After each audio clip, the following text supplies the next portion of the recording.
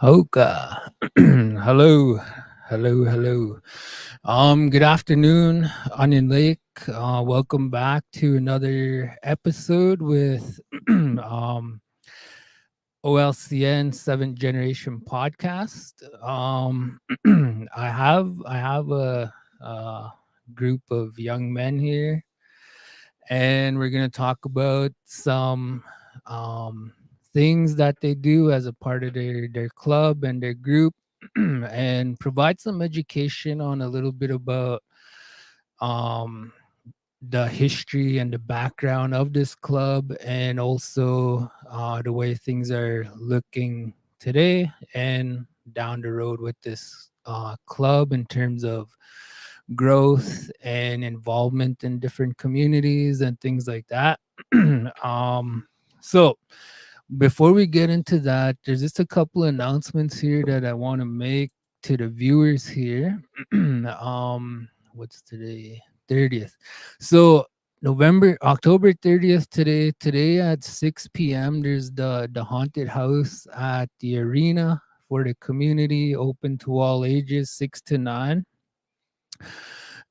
Tomorrow that'll be ongoing as well, all throughout the day. Also for the viewers out there, we are going to be giving out candy in the studio here for the kids. So as a parent, just know that you're welcome to come here and visit and come bring your kids. We also have candy going to be given out at our front desk here with the reception. They do know that the studio will be giving some out too. So I didn't take advantage of that. Bring your kids to the studio tomorrow with their outfits. We'll give them candy, but we'd also like to put them on the camera, and maybe if we can get their name and try to have a little fun with them on the camera and the mic while we're live. So tomorrow all day. So with that, what else we got here going on? Yeah, I'll leave it at that for now as far as announcements go. Tomorrow, don't forget we have the Cree Language podcast again, 9 a.m. Tune in for that one. But I think with that, we'll get into our episode here with these young men here. So I think we'll open up with an introduction. We'll start to my left over here, and then we'll come around the table. And then when it gets back to me, we'll open up the floor. And then wherever you guys want to go with this, we can get into it. Okay, good afternoon. I'm Gary Dumont. I'm with REDRUM, the Frog Lake chapter. I'm currently living in Onion Lake. Scott? Good afternoon. My name is Scott Wolf, Rum Motorcycle Club, Frog Lake chapter secretary. I am a band member of Onion Lake. I've been here since 2009. Good afternoon. I'm Dean Dumont, treasurer for Frog Lake Chapter. I presently reside in Fishing Lake, Alberta. Oh. Yeah, we'll give him the mic. Good afternoon, Onion Lake. Some know me. I'm Matthew Fox, REDRUM, Frog Lake chapter. I am an Onion Lake band member. And today I would like to discuss a few things of what REDRUM is about. To my left here, Mr. Hi, my name is Eugene Dufresne from Onion Lake, Saskatchewan, full patch member with Frog Lake REDRUM chapter. Oh, right on. So just for the viewers out there, before we get into this, just know that we were having some technical difficulties here, and that might end up happening at some point during the show. If it does, then we're gonna have to shut it down, and then we'll reschedule and after we fix the problem. But for now, we're gonna go with it, and hopefully it allows us to get through this without the difficulties.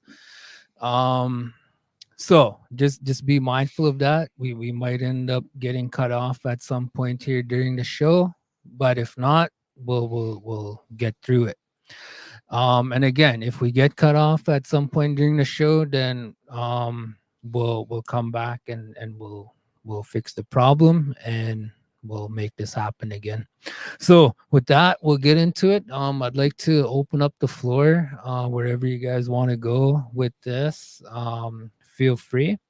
Whoever wants to go first, just feel free to take the floor and we'll get some flow happening here. So Yeah. So usually when we start our meetings, we start it with our creed. Either we have a prospect or a full patch member read it out. So I'll just start with that. I think it's a good place to start for us. So red drum does not mean murder. Red drum is the drum beat, the heartbeat, the earth, mankind. Together, red drum is the strength of the people. As a member, I am required to do what I can when I can. Family, work, and health always come first. I will remember that the circle of our cut means living life the way I want it to return to me. I will be helpful to those around me and always extend a hand in a positive way. Red Rum is about living a peaceful life through strength and understanding and never weakness. I will honor my patch, my brothers, and I will always live by the Red Rum code. So yeah, that's our creed. We every meeting, that's what we start with. I think it's a clear indicator of what we're about. We're about peace mainly. And another thing in our creed, it says family, work, and then the club. And if you look at other clubs, there's no other club that does it like that, and that's what makes it work the best for myself, and I think a lot of us here, especially in the other chapters that are around the world. Yeah, like we're a family oriented club. Like our family plays a big part in our get-togethers, our runs, and fundraising activities that we do. Our wives are just like our right arms. Like they're involved in most parts of our things we do, like creating positivity in the community. Mhm. Question I had, and maybe for some clarity for the viewers and like someone like me on the outside looking in, you know, like when we think about motorcycle clubs, I think a lot of times there's negative stigmas around that. So maybe just to clear the air on some of that type of stuff, you know. um if you guys can maybe explain a little bit about that, like the family thing, you know, is really good, and community involvement, things like that. I think initially, like just this kind of touches on like for each of us as a personal issue, like for our reasons to wanting to join. And like from my personal experience, this has been given me a way to give back to the community, but also at the same time it's given me the opportunity to address some of the issues that I faced in my upbringing and stuff that I was aware of but didn't know how to voice and bring to attention. Like in the communities, you know, like a lot of times you see this where our youth get misled into different avenues. And I think, you know, all of us can attest to that fact that, you know, we've witnessed that ourselves. And, you know, this has given us an opportunity to give our youth something, a different view, a different outlook on, you know, a place to turn. Yeah. The thing with the stigma that comes with the motorcycle club, like you said, it's a lot of it's gets public perception is, you know, a kind of a lot of misconceptions when it comes to motorcycles. Like not only our club, like There's a lot of clubs that do a lot of good. And like for our own club, I think like what we really want to do is be a voice for the community, but also like be able to, if somebody sees us and they need help, or there's an event going on where they need help setting up and stuff like that, or Just a paying lot respects, of like and stuff. support, like a Yeah. lot of support for the community and such. Yeah. See, a lot of the stuff that came about with it, it was the name Red Rum. And actually, like, it's a good conversation starter because there was a lot of misconceptions about the red rum part, because like you said, it's as Scott mentioned, it's not murder spelled backwards. Yeah. But this has been a good conversation starter for us to get that message going, that talk flowing, where we can address that to people and let people know that they can speak openly to us and approach us. You know, we're not those mean guys. You know, we want to make sure the public knows that we are approachable. Like, you know, if you need help, we are there. Especially with our women and our children. You know, we want them to say, "Hey, there's Gary, and I need a hand with this," or "Hey, there's Scott. I need help right now. This guy's freaking me out." Like, you know, like stuff like that. Eh? Like I remember when I first started with Red Rum and we were starting to be out in the community, I remember us being kind of looked differently at. And then a couple funerals, wakes and stuff, we were out there helping set up, helping set up chairs and a couple of our wakes, we sat by the fire, and there was people that like homeless people that were out there sitting by the fire to warm up. We ended up bringing food out for them, ended up sitting talking with them. Matthew and I were there,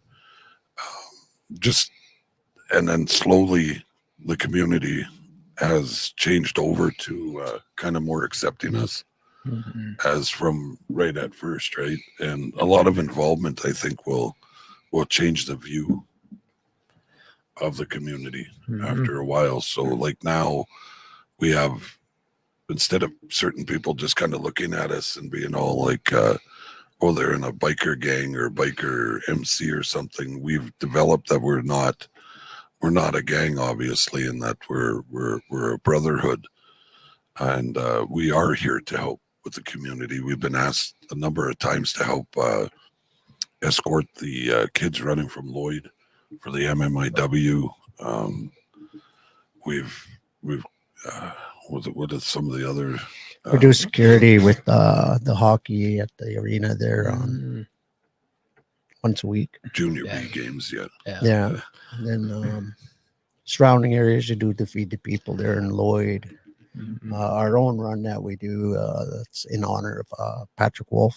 Yeah. So we set up a donation thing that the run contributes monies towards his daughter's future in school or whatever she needs in the future. Yeah. And I think just to add on to that too, like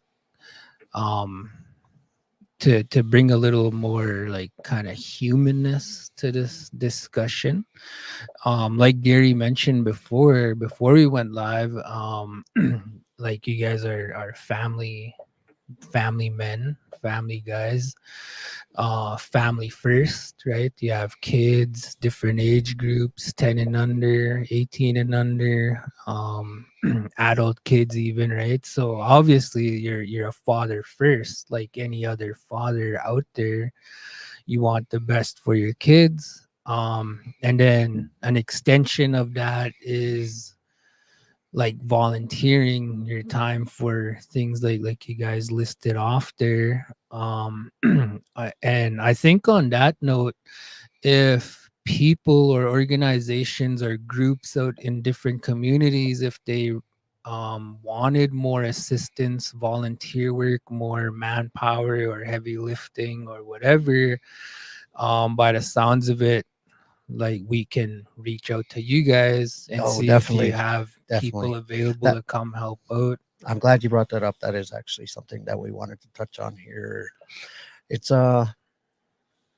as part of like what we're about, it's it's a big thing for us to get the word out that that is what we are about, and that we are open to helping the community. So like when the community needs somebody, they can reach out to any of us, and we can make ourselves available and kind of progress that way forward. I think what I'd like to stress like is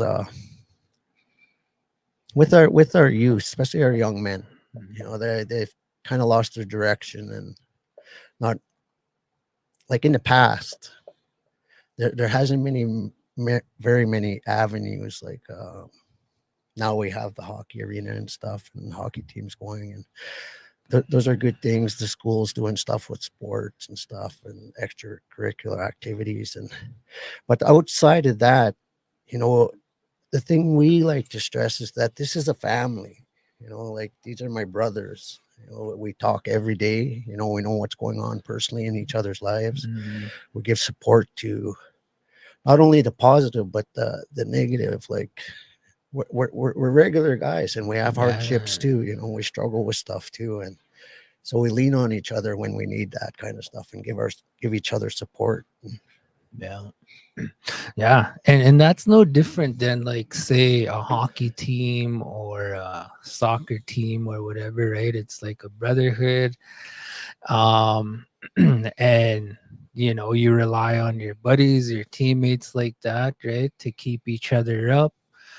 And like you said, like we're all just regular people, and we're lucky to find people, buddies who with the same interests, same area. And I think that's one of the cool things, like with the biking area, like people who want to get into that, and like discovering the passion for riding and enjoying what it brings you as just an individual, right? Yeah, exactly. Because it's opened up a lot of like with the passion of riding, like it's opened up a lot. Like we ride bar to bar beside each other for a lot of miles and for a lot of hours.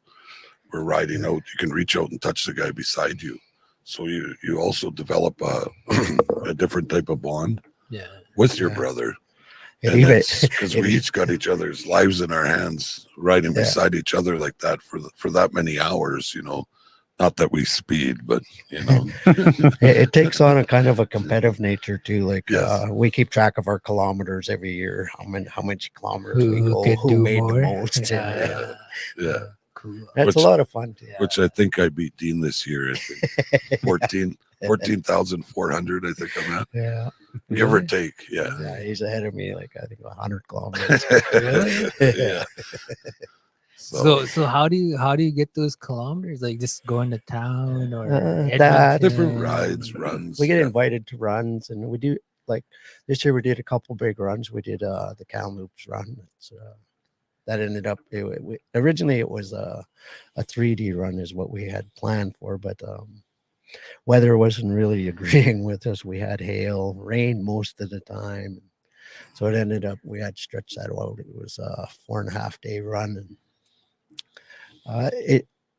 this is where the camaraderie comes in, though. Like, you know, we really bond during these times, like because you're spending that time on the road, traveling thousands of kilometers and seeing beautiful different countries. And, you know, if like for a lot of the viewers out there, like they've never experienced something like where you're riding that type of distance. It's where we're not talking about like riding here to town. That you know, that's nothing.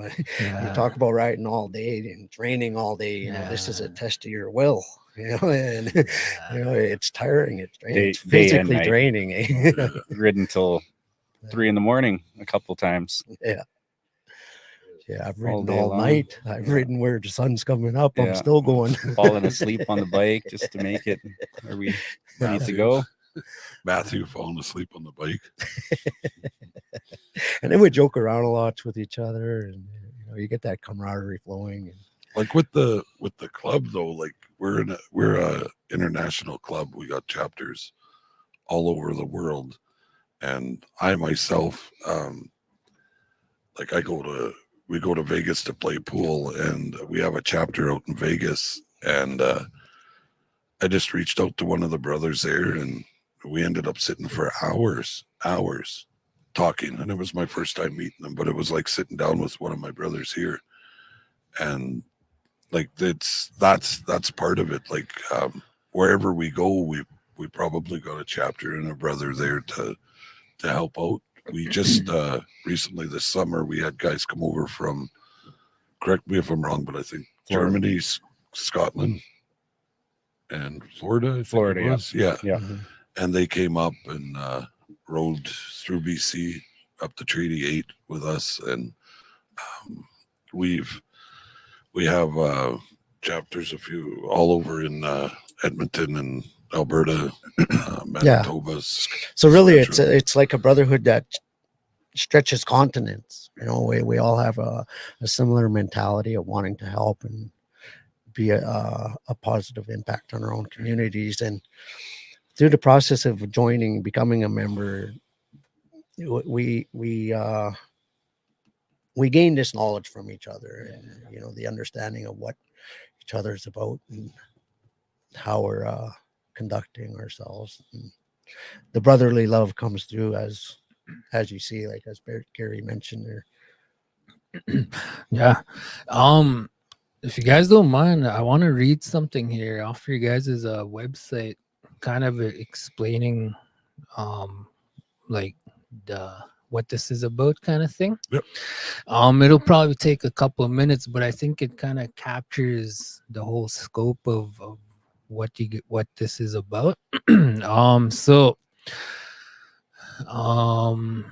Formerly Red Rum Crew is an indigenous-based motorcycle club founded in 2006 on the foundation of the Red Road, with a focus on brotherhood, motorcycling, community, respect, responsibility, fundraising, and supporting family. The idea of the name Red Rum was initially developed as REDRUM. During the process of forming the club, the second D was dropped and it became Red Rum Crew. Later, the club became known as Red Rum MC. The name Red Rum quickly became something of a conversation starter. This would spur conversation between the member and the curious. No, the club name is not a reference to the movie The Shining. It is not intended to read murder backwards. No word in the English language is purposely read backwards. Red Rum is not a 1% MC and are not affiliated with any other MCs. We send love and respect to all MCs and ask them to respect the fact that we are a First Nations people MC. Our mission is to bring Native American bikers, brothers, and supporters who wish to follow the Red Road together so we can help our communities in need, not only Indigenous, but all in need. Red Rum does not claim any territory, as we wear a First Nation rocker, which means we represent the Indigenous peoples known as First Nations. One does not have to prove Native American heritage or be Native American to believe in traditional ways of living and sharing community and family to be a member of Red Rum. Red Rum functions as a warrior society based on peace, righteousness, and strength. Red Rum's mission is to use our common interest in motorcycles to bring our communities together so we can address the many struggles we continue to battle on our original homelands. Red Rum is an MC based on consciousness of our environment, communities in need, and righteousness. The foundation of this MC is positive and righteous behavior. Members are expected to always promote respect, honor, integrity, peace, and unity. The best way to promote peace is through strength. Red Rum advocates strength as a club and from their members. Democracy is the foundation of Red Rum, modeled after the original 5 nations of the Iroquois Confederacy, who once fought each other, then came together to promote peace and unity. The strength of one arrow is limited, but 5 could not be broken. So yeah, there's a lot more here, but I think we'll end it off there. I think that captures, Yeah. the scope of what it's about. Um. So, question I had. And I really like the sound of this. One of the things we try to promote on this podcast is like mental health, the awareness of mental health. A lot of times, as especially men and fathers, that's a battle for all of us. And a lot of times, um, I think in society, we're in a way expected to deal with that alone on our own. You're a man, don't show weakness, things like that. And it's a really tough thing to deal with. I think we all know that in our communities. We feel it with our families, our brothers and sisters out there, our relatives. Maybe if you guys can kind of touch on that, like the whole mental health side of what you guys do. I think with the club, like one of the things, again, I'm just going to use my own example, like we rely on each other on a lot of times, like opening up to other brothers and stuff like that. I think through the club has helped me out in a lot of ways. Being able to be comfortable enough and open up to another person, another brother, sorry, has helped, and I'm thankful for that part, for being part of Red Rum and this MC. I don't even know. If Yeah, anybody else has and something. we are open for other people to, sometimes people need to vent, right? Like I was staying in a house in Lloyd with my uncle, and he sadly did that to himself. And I'm thinking back to it, like, he didn't have very many people to talk to, and maybe if he talked to somebody that could actually sit there and listen, that wasn't totally involved directly into their life, that it would probably would help a lot. But even with there's also other things in the community that can help, right? But we are always here, like we're on Facebook. Me and Gary live at the street. You can come for a visit, whatever. Like that's that. Suicide is end game for yourself, but it's not end game for your family, because your family is going to deal with that for the rest of their lives. And in the end, it causes more harm, right? Because I guarantee you, if we could see the other side and talk about if we wanted to do that to ourselves, then I think we would all say, no, I made a mistake, right? So The way before I that's what. the way I feel about it is their pain and suffering may be over, but ours has just begun. Yeah. Yeah. Because it's you got to move. We got to try to move forward. Yeah. Past their actions, I guess. So, Yeah. like even just any little gesture, just giving somebody 5-10 minutes of your time, during the day, may be a life changer for someone.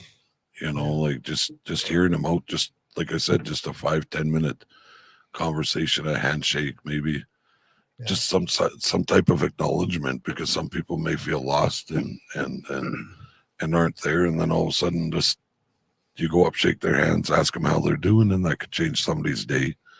Yeah. Completely around. Yeah, and even with the, just on that end of things, right? Like when we do these homeless feedings, it almost flips their days. Like you give them food, and you have a conversation with them, and you treat them like what they really are, right? And which is a human being. And I don't think they get that very often. Like speaking on the mental health side of things, right? Because all addictions, they stem from mental health. Or trauma. Yeah. Nobody wants to be where they are, right? So that's what we do on our side of things, right? When we help out and we have that conversation with people, we you know just there to make their day a little better. Yeah.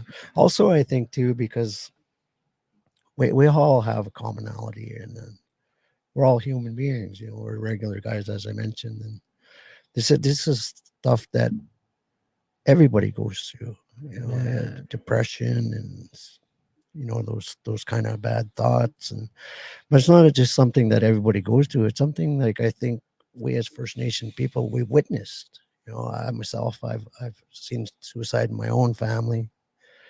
Suicide actually, just like anybody else. I think we've all had those kind of thoughts.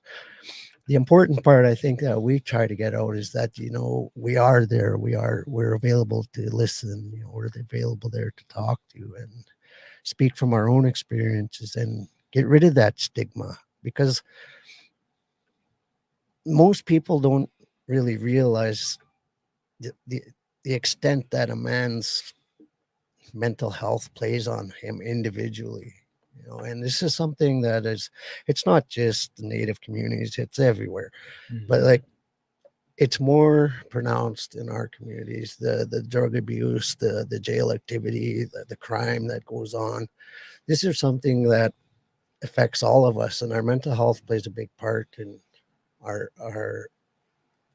how our family goes forward, moves forward.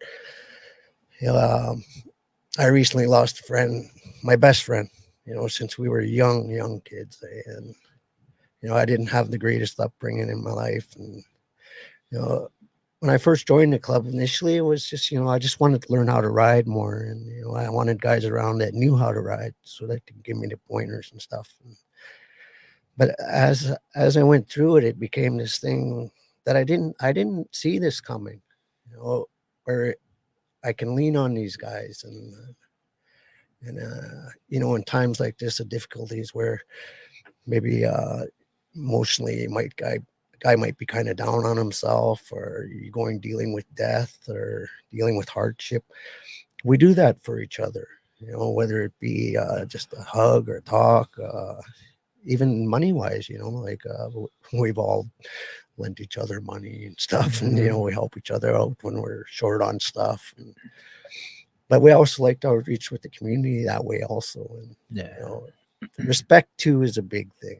And a lot of times we get caught up with our own stuff and we don't actually realize, the respect side of things and the emotional gravity. Like, you get so focused on your inward feeling that you don't realize your words are, damaging to people too. And this is where, like, we're brothers to the point where we can say, hey, you did this, and make the person aware, like, you did this. And then we put it out into open forum, because I think that's one of the big things that's missing. Like, a lot of times things get misconstrued. Guys take things the wrong way, and then it wasn't meant that way, but it was taken that way. Especially through messages and stuff, right? Like, yeah. And then for us, we'll put that on the table and we'll say, hey, you did this, and I didn't think that was very good of you. And then we'll address it, and we have that commonality where respect is huge. And that's all MCs, not just ours. But like, I think in a large part of the First Nations and stuff, we need to understand that with each other more. Be open to talk to each other about stuff. Yeah, like one thing for me, just listening to you guys, like, you guys are available as a resource for people going through a rough patch in their life, like the mental health part. A lot of times I think it's hard to reach out or to make a phone call somewhere. You don't know who you could trust, or like Scott said, like, just to be able to vent, to talk about whatever you're feeling and dealing with in that moment. And I think reaching out to you guys is always an option. And like Scott said, find you guys on Facebook, and like, especially you guys local to our community here.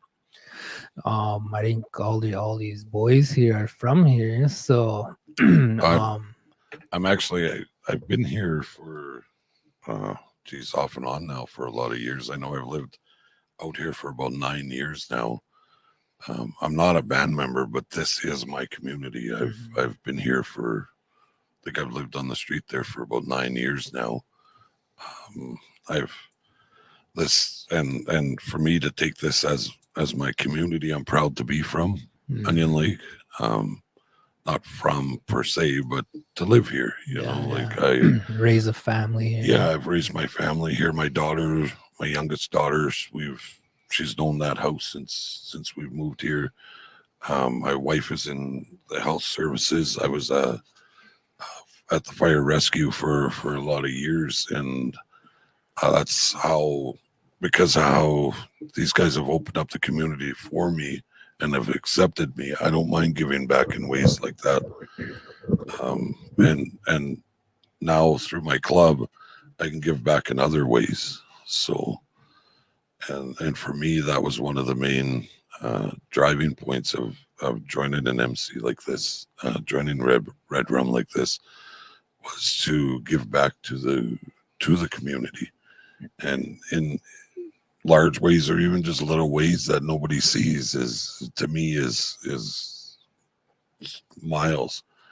Just doing little things just to help out, be it set up chairs at a wake or help bring food out or pass water out at a funeral, you know, just those little things is what is I find my personal penance, I guess, for my past also, because I know we've all come from different backgrounds, and a lot of our backgrounds are similar. I think that's why, as a group, as a club, our bond is so strong. It's because we've had that, we've been down the same road as others, and that getting back to being able to reach out to us, like judgment. That's a lot of things that people don't want to reach out for, is because they don't want to be judged for having these thoughts or being at that point in their life. But who are we to really judge? Like, we've been down that road, and you know, we shouldn't be where we are in life if we're willing to judge a person that's where we were 10, 15, 20 years ago. So Yeah, I know, that's awesome. So if you guys don't mind, we'll switch gears a little bit here. I know on Facebook there was some earlier, I don't know if this year or last year, but Sturgis, does that ring a bell? What is that all about?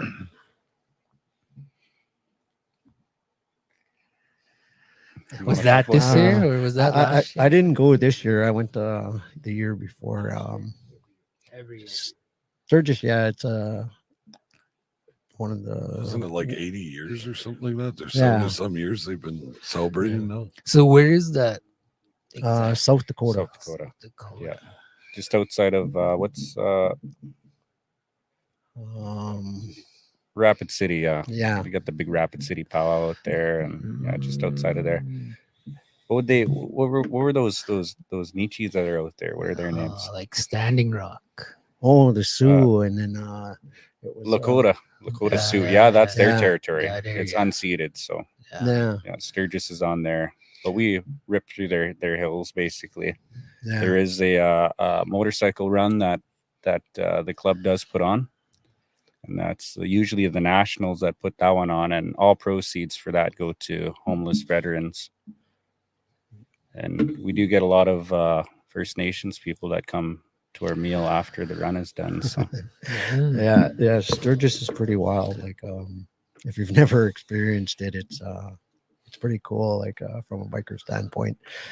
We had one of our late brothers that just passed, Patrick Chief. We have a funny story here. He went down to Sturgis the one year with 2 years ago. Yeah, he went down with a few of the guys. Yeah, last year, and he was so proud. He had his bike, and these guys, I don't know 100% of the story, but I'll try to tell most of it. But he got a nickname called Gump, and the way that it happened was that they all went to a different city, a different town by Sturgis, I guess it was raining and cold, and they were following and riding with another brother from Florida, and yeah, to Rapid City, and they were supposed to make the turn, was it, or he was supposed to make a turn, and Pat missed that turn, and Pat just kept riding. Like he rode what two, three towns past the turnoff, something like that. He just kept riding. He rode till he ran out of fuel. He ended up spending the night on his bike outside the gas station because his phone didn't work down there. These guys went and looked for him till like early morning, 5 a.m. 5. Mind you, we got to the house when we realized that Patrick was gone. It was only like 12:30. So Like he had to sleep out on his bike in the rain, and then finally I think he got gas. Somebody gave him gas, Yeah. and he rode back, and then the guys just sat there and said, like, why did you keep riding? Like, why'd you keep going? And he goes, that's where he got his name. He goes, oh, I don't know, I just felt like riding. So we gave him the name Gump there. Sorry, Pat, I had to tell the story. So, what time of the year is that one usually? August, Yeah, Beginning of early August. August first. Yeah. Yeah. every year. And every year. So South Dakota. Yeah, I remember driving to North Dakota. I think South Dakota, where that Crazy Horse Yeah. monument. Yeah. That's where it is. And I was driving south of, like, man, I don't even remember their names. Newtown, like that area. Oh, yeah. And I cut across through like back roads. It wasn't the main roads. And then we ended up by Rapid City there. And when you get down that area, you see a lot of bikers, right? A lot of people on bikes cruising around. Like they really love that culture out there. Same with the native people.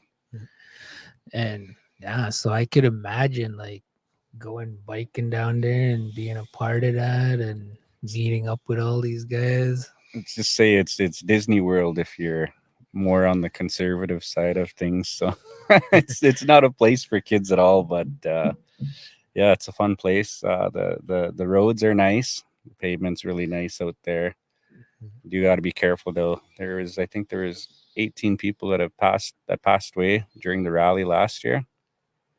So that does happen out there. It's crazy Like, roads. From From- accidents? Yeah, or- from riding their bikes. Yeah, during the rally, like the 2 weeks that it's on.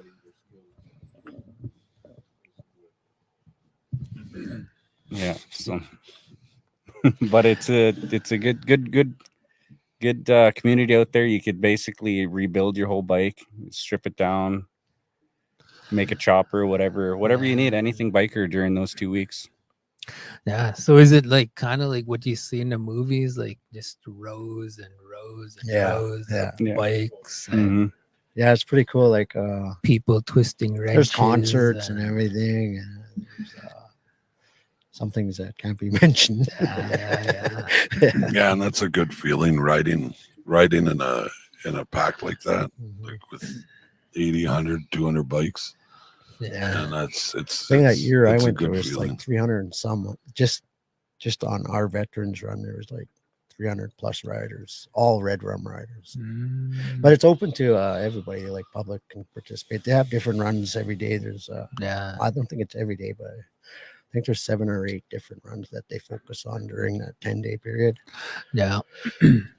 Yeah.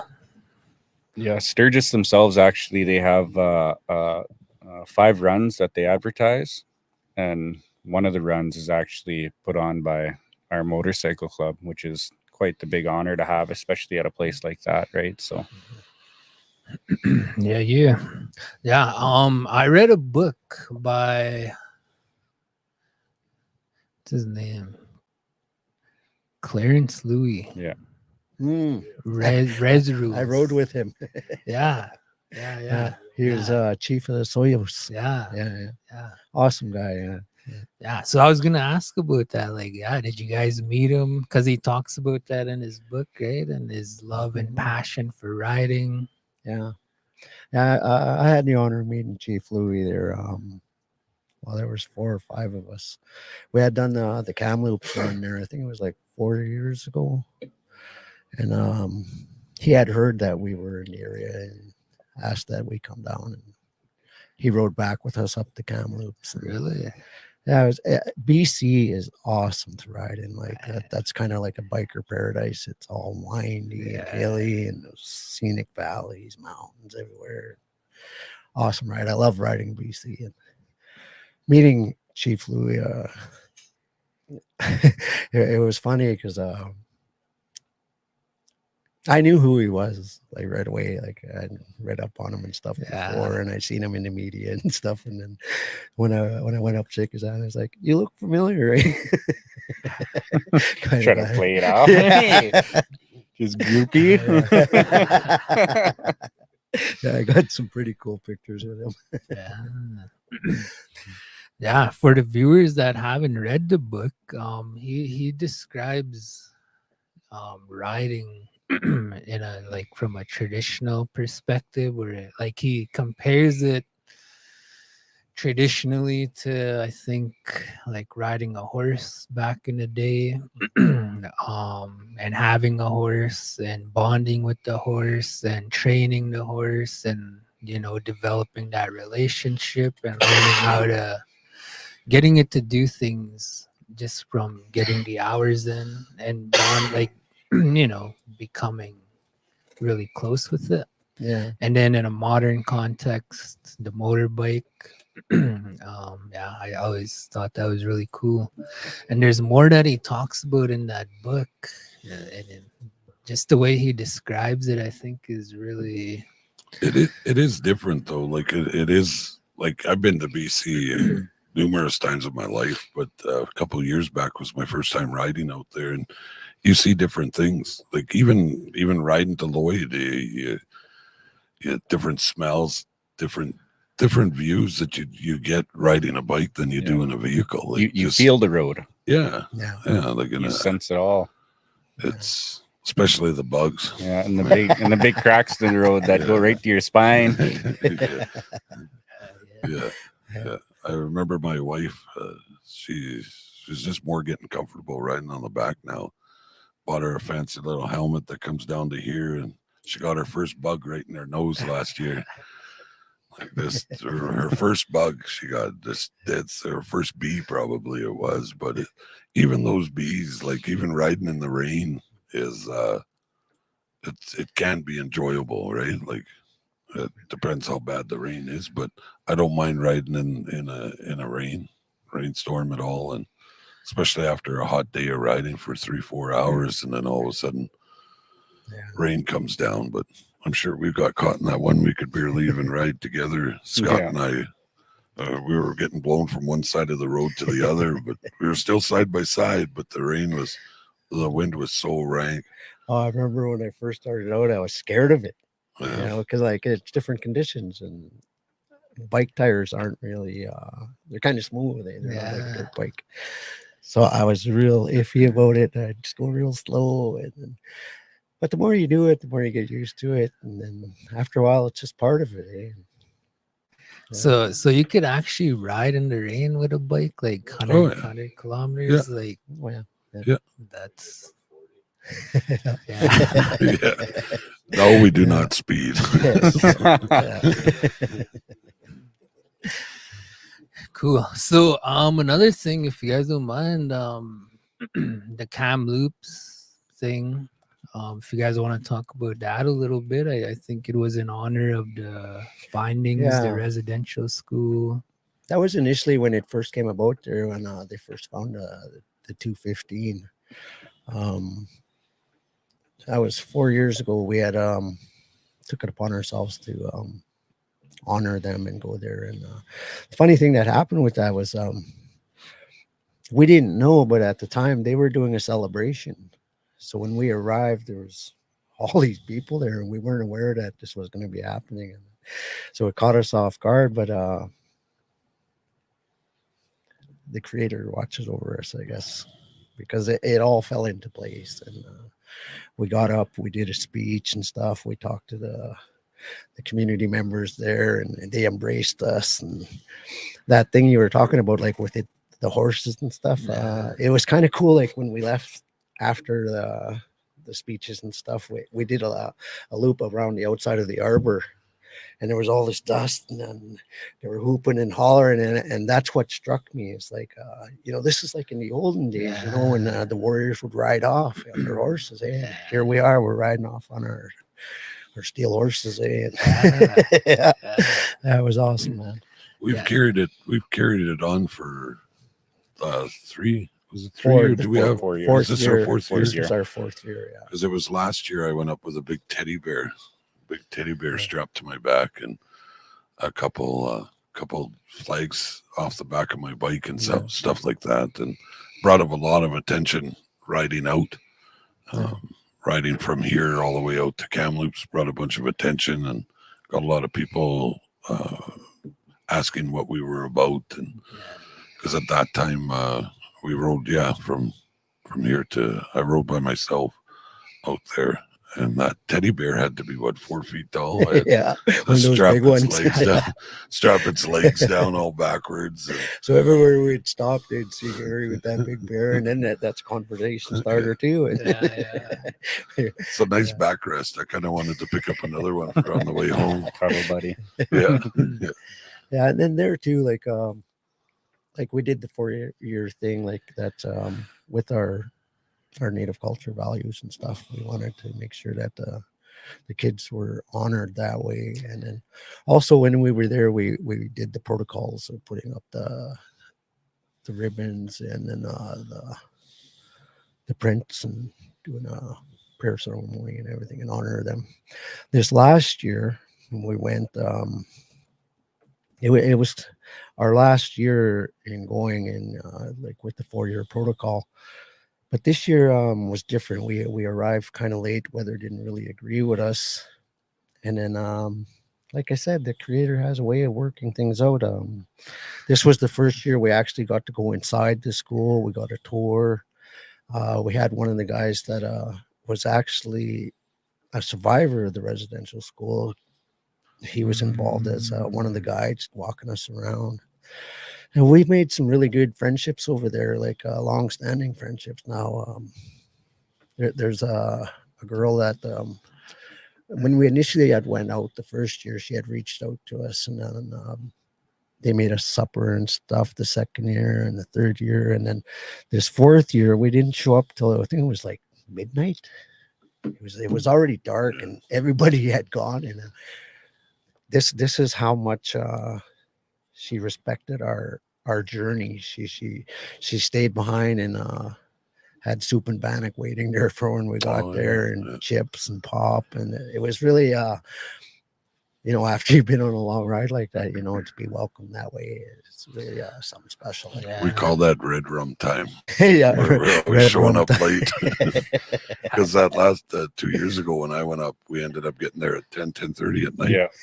And again, the same lady had showed up, stayed until we had got there, and it was 10:30, and it was raining that day too. Yeah, that we got there. So we got a lot of good support throughout the community, throughout the area. We got a lot of good support, a lot of strong support. And initially, like that was the initial one, but like from that it blossomed into we did almost all the way across Canada. We went we started in Kamloops. We did that residential school, and then we went to Cowessess when they had found I think there was like 700 and some there. Yeah. And then we went to Manitoba, that what was it, Larange? No, not Larange. Portage La Prairie. Yeah. We went to that residential school there, and we kind of did a run like to all these different residential schools, and we gathered a pretty big Facebook following, and it was so surreal because you had people coming up to you. Like I had this white woman approach me in a parking lot, and she's like, we never knew this, eh? Like we never heard this, eh? Yeah. Like most of us, like from Native communities and stuff, we know about the residential schools, from our parents and stuff, but for the average Joe in Canada, like they don't really understand like the travesty of what the residential schools did to our people. And Yeah. that's what this run was about. We wanted to bring awareness, and it was just an amazing feeling, like riding all those distance, meeting different people, different backgrounds. Yeah. Yeah, no. And yeah, and I know Clarence Louis in his book talks about that. Like not forgetting our past, where we come from, the history of like the country, and things like that, and using that as a foundation for development going forward, strengthening relationships, Exactly. Yeah. creating healthy environments for our kids. Yeah, and I think it's really cool that that like you guys kind of participated in that, the raising awareness of that and honoring the residential school. One thing, What? I just sorry for Yeah, interrupting yeah, you go there, ahead. but I just wanted to touch on this briefly because this was kind of like for me, it was a moment of clarity where it really made me understand my parents, and their parents. And, that they talk about that generational trauma. Yeah. I had heard that word a lot of times, and I didn't really understand it. And when we were doing that ride, like it really brought about a lot of emotions and understanding to my own upbringing. And I think that that's something that our children now need to understand, because I know I wasn't a perfect parent. I know my parents weren't, but in understanding this, it gave me the tools to see, not so much blame or anything, but like the identity of who I am and why I am, and who we are as a people. So it's part of a healing thing. Yeah. I got more out of it than I thought I was ever going to get. Yeah. Yeah. So I'm just reading a little bit here on his book, and you actually reminded me, yeah, an iron horse. That's what he calls it, right? Yeah. Yeah. And another thing that he talks about in the book is talking about his love for motorcycle honor rides. And that's what you guys are involved in too, right? Yeah. Yeah, and then he talks about Indian Up, and then he talks about I think res magic is what he calls it. So a little bit about what you're kind of touching on, the creator working in mysterious ways. Yeah. Yeah.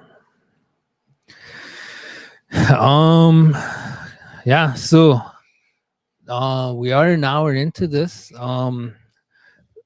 Maybe just looking forward to next season, when like how does that look like when the snow melts in April or May? You guys, is that when the rodeo happens, or does he start looking forward to getting back out there, things like that? Even start looking forward to our different rides and stuff. Like I'm planning on riding out to Vegas in the end of May, so we're already looking at that, and I'll probably beat Dean in kilometers this year too, again.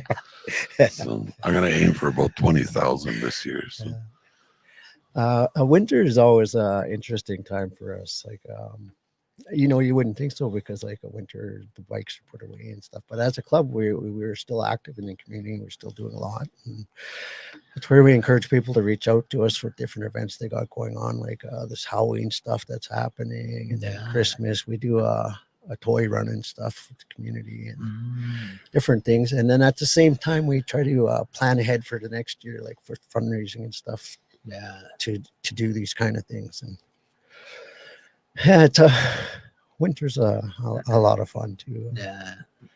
Like for me, I used to be a lone wolf. I was a loner, and I'd always hang out by myself.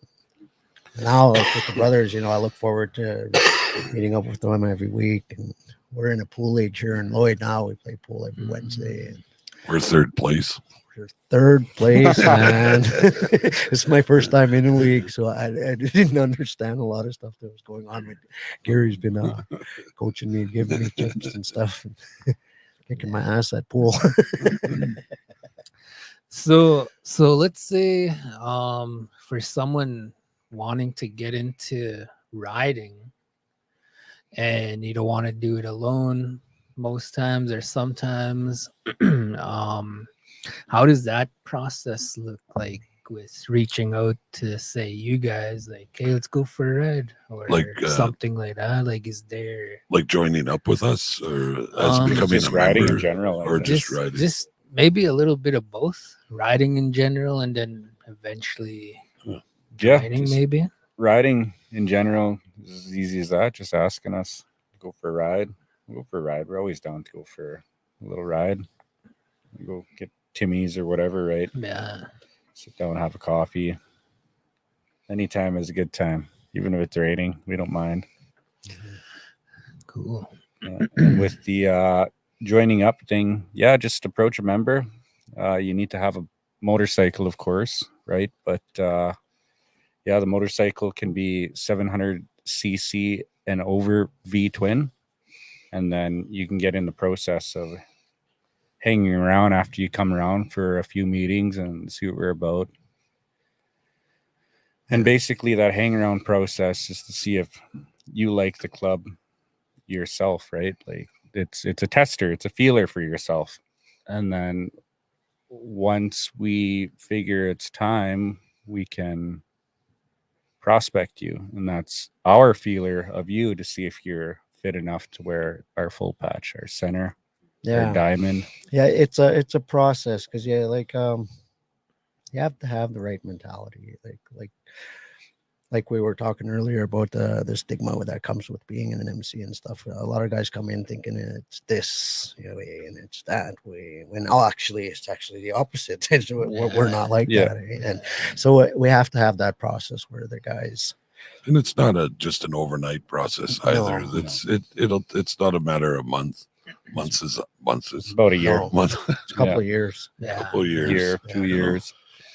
And some of us it was longer. Some of us needed longer just to get to that point too. So, and it's not just something. It's you got to be dedicated to it. You got to want to do this. I think too, like sorry for cutting you off, no. Gary, but I think too, as a thing I like to stress is that this is a family. We don't take it lightly. We don't want guys to come in there, going to stick around a year and then leave. Or stick around a couple years and then leave. This is for me, this is a lifelong thing. I love these guys, man. We talk every day. We know each other very well. Like I got married this year, and these guys were all active participants, big groomsmen. We got that bond, and that's what we're looking for. When a guy's going to join, we hope to see that in him, and we want to see that relationship develop. So that's why it kind of takes that process, so that they get the understanding of what the club is really about. Yeah. So what about right now? Like, there's no snow yet. Did you guys plan on still cruising a little bit until then? It looked like next week is supposed to be. Yeah. Looks like it's kind of nice next week. We're all glued to the weather every day. We're looking at the weather because, for me personally, under 5 degrees is where I kind of don't really want it. It becomes kind of you too gotta cold. you gotta account for wind chill too, right? You're on the bike. It's not just it's -4 outside. Well, on the bike it's probably -25. So especially when you're cruising, Can't feel your hands. What was that, about 2 years ago? I ended up leaving my bike outside in Lloyd, and I had to move it. February 11th, I think it was. I jumped on my bike, and there was probably 6-7 foot snow drifts on the side of the highway. I got a video of it, and I rode in Lloyd Minister, And then I went down to the States there for pool. And when I started talking to one of the guys down there and I showed him the video, he rides too.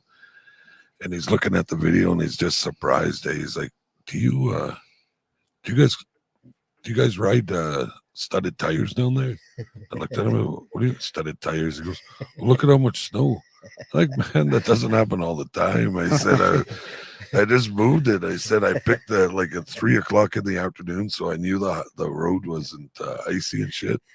And I just rode it. They think us Canadians are crazy. Yeah. I think we ride in snow and stuff like that down there. But yeah, that was 2 years ago. I was the first one out on February 11th. I still remember the day. I got the video, man. It actually looked pretty cool. We all kind of have our own little idiosyncrasies too. Like Gary doesn't ride with gloves, and he doesn't ride with the face. Yeah. I don't ride with the windshield. And different things. Different guys have their own little uniqueness thing. I paid for it this summer. We were in Wetaskiwin on a run, and everybody, if there was 40 of us, 50 of us, everybody had full faces. And we hit a chunk of the highway that they had just threw tar down and then threw that rock on top. And I was the only one. I took it off the top of the head. I got a hole in my one marker light. My headlight got a hole in it. One of the brothers, he was riding beside me, and he was a hang-around at the time, and he rode up. I didn't know if he knew what was going on, but I was like trying to cover my face back a little bit, trying to hide behind my windshield. And here he rode up with a little damn ragabout like that. I don't know what he expected me to do with it, but he was riding up beside me trying to pass me the little rag. And I'm like, what the hell are you doing, man? But I was the only one, and that's the first time after all the years of riding that I regretted having not a full face, because that was horrible, man. Getting them off your cheek here. I thought I'd be all full of blood and stuff. So, and see, that's something like the general public doesn't really know. Like even sand, just sand that stings. So a lot of times, there's this misconception like that. We're trying to show off and we're passing. We're not doing that show off. We're getting hurt. We're trying to get ahead, so we're not getting hit by that stuff no more. Yeah. All right. We'll read some of these comments here. We got some comments. We'll check them out. That's Josie M. August there. That's that girl we were telling you about there at in Kamloops that had made the lunch for us and stayed up late. Yeah, nice. Yeah. She's been a pretty supportive follower ever since we first met her. Yeah, nice. Shout out to Josie. So Josie says much love. Marcel Waterhen, I think, is enjoying the show. And Josie again, tuning in from Kamloops. Lorraine, lots of love and respect. Victor McGilvery, much love. Josie, much love from Kamloops. Anything for the boys. And she says we can now have intergenerational healing. So I think just on some of the things we discussed there. So we are an hour and 8 into this. It's 20 to 4. It's up to you guys. We could shut it down. We could maybe have another roundtable with closing comments. Just whatever you guys want to touch on or shout out or. Oh, you guys want to talk about patches before you leave? I'm sure a lot of people are curious about that. I could talk about it if you want to stand up and just. Okay, I'll stand up. Okay, just stand forward for now, I guess. Or maybe can you see it? I could. Well, I can see on the banner. Good flex. Oh, yeah, He's got on the banner too. Put it on the banner. Yeah, we can do the banner here. Okay, just point at it and then I'll talk about it. Okay, the circle, what it represents is that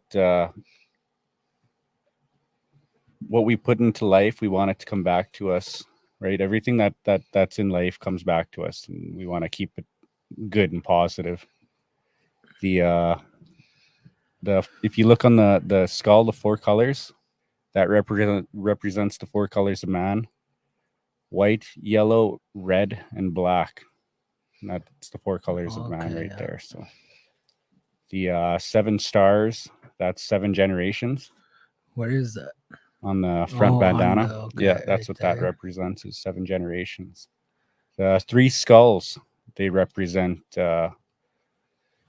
1 is single, 2 is couple, and 3 is a group. So basically it represents that we are a group and not a gang.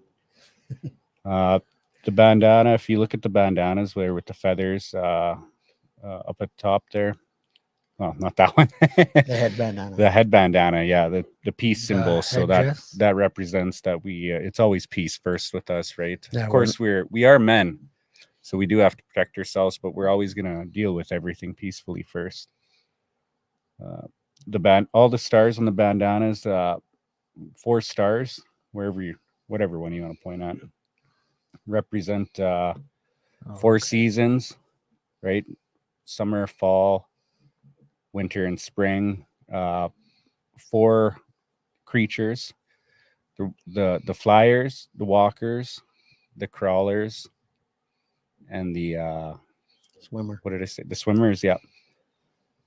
And if you look in the back, there's Turtle Island. So that represents that we are worldwide. We are a worldwide motorcycle club. We have chapters in Europe. We have chapters in New Zealand, the States, here, Mexico. We've got one in Mexico now. One recently in Thailand 3 days ago. Brand new chapter.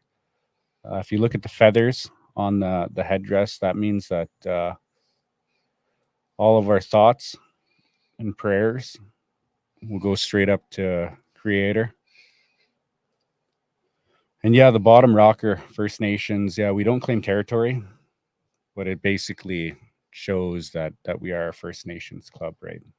And that's everything that we do in the club follows First Nations values. And if you look at Gary there, he's got that 13.5 diamond.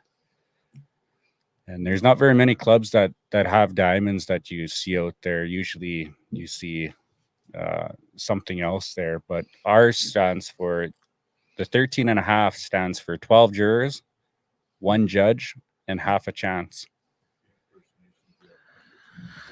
Could see with your bugs, Gary. and being First Nations people, right? Our chances in life are low enough, right? So we'll never try your best. Obviously, some things happen, right? But never put yourselves in the odds to face that half a chance that you get with that 13.5, with the 12 jurors and the 1 judge. But yeah, that's pretty much that's our patches there, if anybody was curious. Deadly. This other one here, Yeah, that's fair. this is the Fallen Brothers patch. They belong to that chapter in heaven. Yeah. We had a couple members that we all knew and respected and loved. We're in a horrific accident this summer.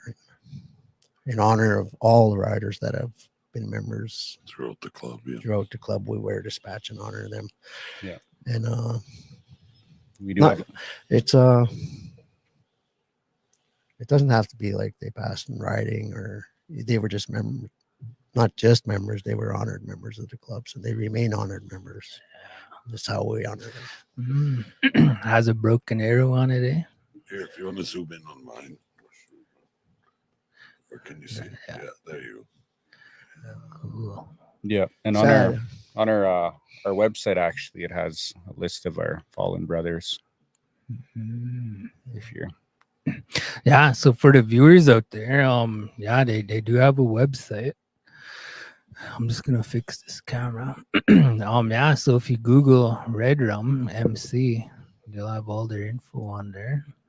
If you want to find more information. Cool, awesome. So I think with that, if you guys don't mind, we'll have a little quick roundtable, closing comments, just whatever. It's up to you guys. Um, yeah, just shout outs to family. What you guys thought of this whole thing? What do you guys see in the future coming up? Things like that. So I think we'll start over here to the right, and then we'll end off with Gary over here. So just closing comments and anything like that. He rests his case. I rest my case. All right, shout out to Eugene. I'd just like to add that if you are looking to get a motorcycle, and if you've been thinking about it for the last 10, 15 years, now's the time. The freedom you get from riding, it's a different type of freedom. It just, you won't understand until you're on those two wheels. Like, now's the time to get that bike. They're cheap right now. It's cheap. Everybody needs Christmas money. Cows and If you Plows, ever- Frog Lake, go shack up. So how much is a bike about? Or It all varies. Depends on the bike. what You want about a bagger, a fat boy, 10 to 20 will get your foot in the door. what? beginner bikes. Maybe you're looking at someone who's a first time biker, something maybe on the low end, something you might, if you lay it down, it ain't gonna be, you know, Yeah, so it'd be like $5,000. $5,000, a nice Yeah, bike. you You get a can decent get bike To get for $5,000. started, yeah. You could go up to about 70. I've seen them as high. Yeah. Mine was 40. That's one thing too. I always try to stress with people is bikes aren't cheap. Yeah. You have to be a working man. Yeah. You know, you, like insurance, like that's a no brainer. I always tell guys, make sure you have insurance. Like How much is insurance? it varies from guy to guy because it goes just like anything. Like It goes by your your experience and points? stuff. Is it like a Yeah. 240 Yeah. bucks in like more than Saskatchewan. a car? Yeah. I paid 2,200 for the year. 2,200 for the year, and I ride about 5 months out of the year. That's in Alberta. Yeah. Yeah. Cool. All right, Matt. Anything else? I just want to say thanks to Fraser for inviting us down. Hopefully, again, we can come on board again. Yeah. Your seventh generation podcast, I'm all for it. Yeah. Yeah. Thanks for having us. It was interesting, a lot of fun. Covered a lot of stuff, and I think this is a forum that we need, like, so we can get the word out. Not only about what we're about and stuff, but in the future, maybe looking forward to things that we are doing in the future, and that way we can keep the public aware of events that we will be attending and stuff that they can get involved in. And also, like that, you know, we're always growing, and we want people to be aware that they can reach out to us at any time. Look forward to meeting people. It's always fun, like talking with people and getting that conversation going. Yeah, lots of fun meeting people. Yeah. But thanks for having me. Lots of fun, like I said. Look forward to seeing you guys again somewhere down the road. Yeah. Yeah. Scott. Yeah, just I appreciate it. Thank you. This is quite the wonderful thing that you have set up here. Pretty much the first of its kind in the First Nations world, and that's huge, man. Like, that's a good accomplishment. Yeah. Just talking. Yeah, if you need help with an event, reach out. We're always here. We could always, send somebody to help out. Majority of the time, right? We are working men, so we are busy, but we will definitely do what we can when we can. Yeah. And I don't know if you want to bring up the street team and what they got going on.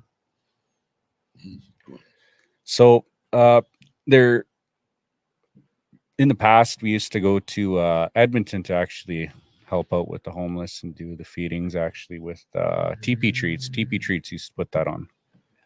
And he'd Shout out invite, Curtis Cardinal. yeah, he'd invite various, I guess, leaders in the Indigenous world, artists, and basically famous people to come help out with this event. And we'd help out, right? We'd bring food and whatever else we needed. Mind you, we'd feed like 200 First Nations people, usually just homeless people in general, I guess. And we'd run out of food every time. So I haven't always cooked that many burgers in yeah, a long time, in such a short period of time. and that money does come from our own pockets, right? So we're always looking for support financially if you can, when you can.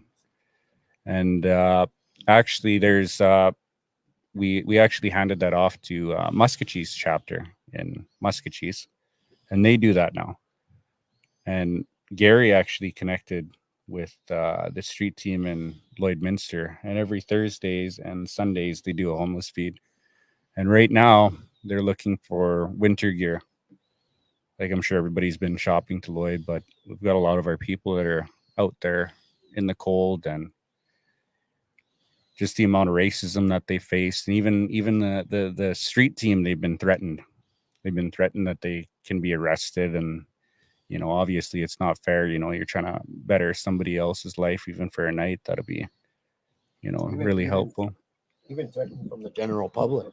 Yeah, that they're Facing hostility. So yeah, and it's crooked. Like, they don't want the homeless to be in Lloydminster, but they don't have a plan of what they're going to do to help them.